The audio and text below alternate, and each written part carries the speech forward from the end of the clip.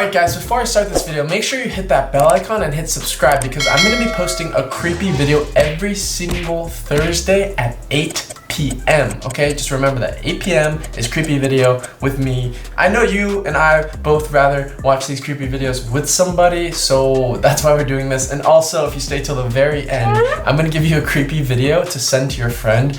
If you DM me their reaction, I will give you a shout out in my next video and a TikTok, okay? And we're gonna do this, okay? So grab some snacks, grab a drink.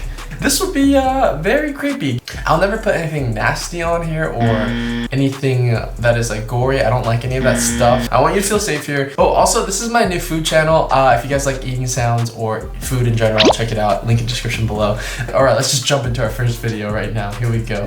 This sounds totally made up until you listen to the police report. In the early 90s, a teenage girl started to see these shadowy figures that would come into a room at night and crawl all around her room and even grab at her legs. At the same time, her health began to rapidly deteriorate, which ultimately led to her death, which doctors never understood. A few days after her death, her sister woke up to a whistling sound and saw a creature crawling around her room with no face. The same night, her mom was ripped out of bed by someone. The father calls the police, who come over, they search the house, they don't find anything, it's all quiet. As they're about to leave, they hear something. Horrifying screams coming out of the bedroom. They run inside, no one's in there, but there are these huge gashes on the wall that were not there before. The police get out of there. In the police report that was filed immediately after this house call, the chief inspector and the 3 officers that were there that night swear they saw and heard the same things as the family, which means the police officially believed that the house was haunted.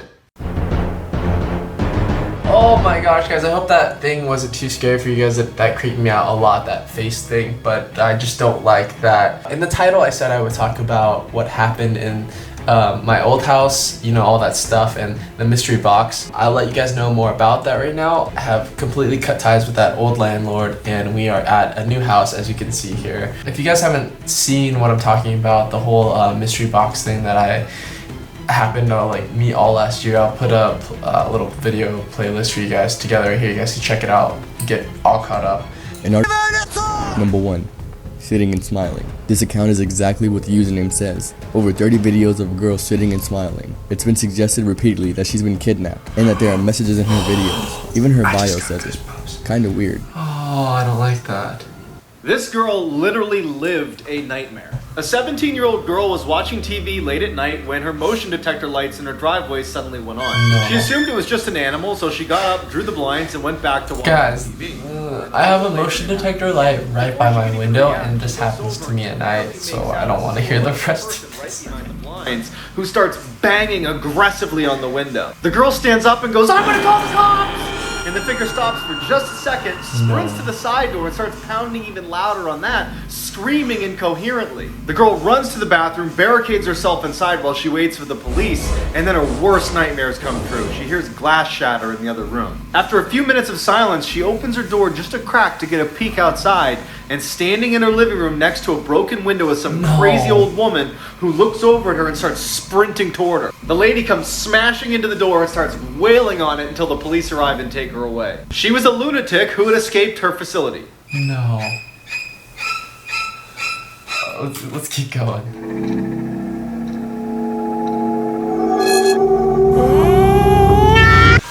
Oh my god. Whoa. Hey, what's up you guys? So today we are going to be talking about why 3 a.m. is the scariest time of the day. Some say that the veil between our world and like the spirit world is thinnest at 3 a.m. Yeah. Others say that demons and ghosts and spirits are strongest at 3 a.m. Yes. Some also say that the number 3 is like a mockery to the Holy Trinity, so that's why it's a bad time of day as well. And then I decided to look into it to find out where that whole stigma around 3 a.m. actually began. Around 1535, the Catholic Church forbid people from doing any activities from the time of 3 a.m. to 4 a.m. Around that time, there were a ton of witch hunts going on, so the Catholic Church believed that witches were out doing spells and that magic was the most powerful around that time.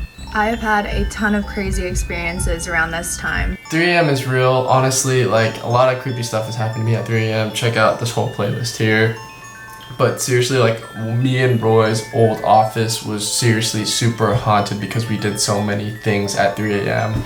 Oh my gosh, I keep looking behind myself because I feel like something's behind me. Okay, let's keep watching, guys. Warn me if there's anything behind me, please. Just, I don't want anything to attack me.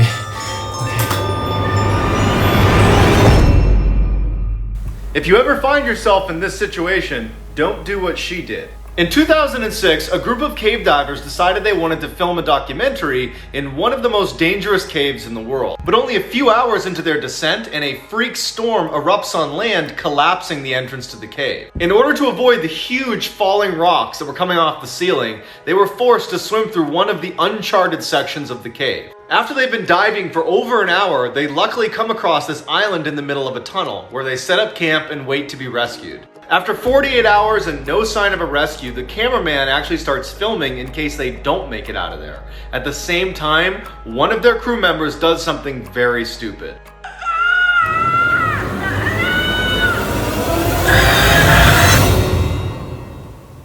Oh my gosh. Okay, I'm gonna leave that in there. I'm sorry if you guys got really scared. You guys are with me now. We were together. I did not see that coming. That was so scary. A girl was on a subway late at night when she noticed a woman staring at her intensely. The woman was sitting between two old men. The girl kept looking away, but the woman staring never broke eye contact.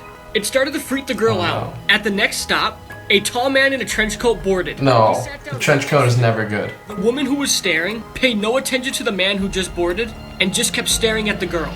Now this really creeped out the girl. The two men that the woman was sitting between never once looked in her direction. The girl then pretended not to notice, but each time she looked, the woman was still staring at her. At the next stop, the man in the trench coat got up to leave when suddenly he grabbed the girl's arm and dragged her out of the subway. The doors shut and the subway took off. The girl then started screaming for help, but then the man said, "Calm down.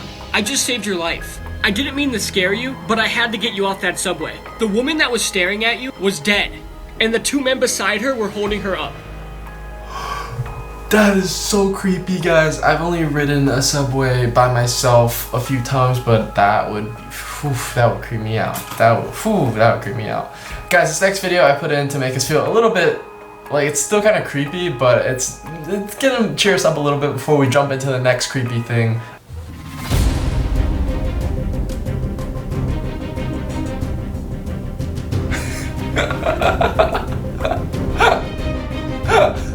This story has the best ending ever. In 2003, a 9-year-old was home alone playing video games when he thinks he hears his cat meowing on the back patio, so he goes downstairs to let him in. Oh no. This guy uses the scariest pictures. Who then quickly looks at the boy. He grabs a fistful of cigarette butts from the ashtray, stuffs them in his mouth before he starts howling at the sky some more. After the police take the man away, they come back to talk to the boy and his family. Turns out the man had severe autism and lived in that boy's house up until his mother passed away, at which time he was transitioned to a mental institution. He broke out of that mental institution to go looking for his mom, which is how he came back to the boy's house. 15 years later, that same boy is sitting on his same back patio when he starts to hear that same meowing sound, and he looks up and it's the same autistic man walking towards his house. Knowing the man's story, he invites him into his house. The man's face lights up, he runs inside and starts crying. He was finally home. The men become friends, and every week Tom goes home to visit. Okay, that one wasn't that creepy. That one wasn't creepy at all. This is a boy finding his friend again.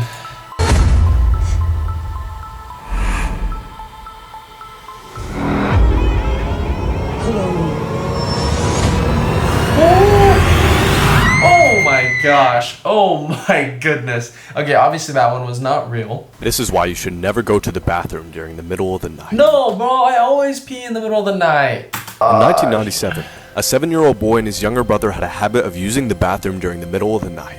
One day, the younger brother said that he was going to start using the bathroom before bed because the past few nights he'd seen a ghost wearing stripes in the middle of the hallway. The older brother told his mom about the ghost, but she claimed that the younger brother was simply trying to scare him.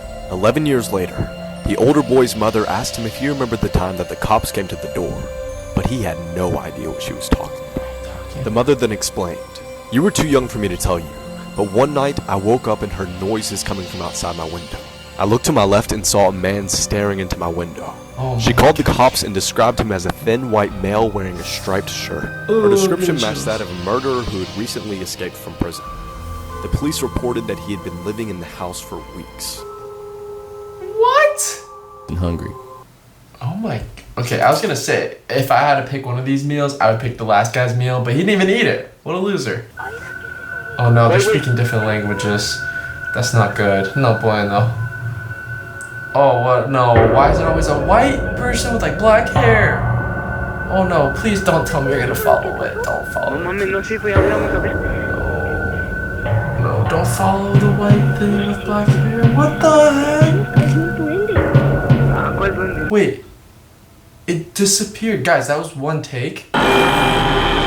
Okay guys, I promised you guys a creepy TikTok that you could send to your friends. I'm gonna make it for you and it'll be live on my TikTok tomorrow. So I'll send it to you, or you can send it to your friends, and then send me what they say to you. Like if they're like, oh my god, I hate you, or whatever they say, let me know and I will give you a shout out if it's my favorite my favorite reaction, okay?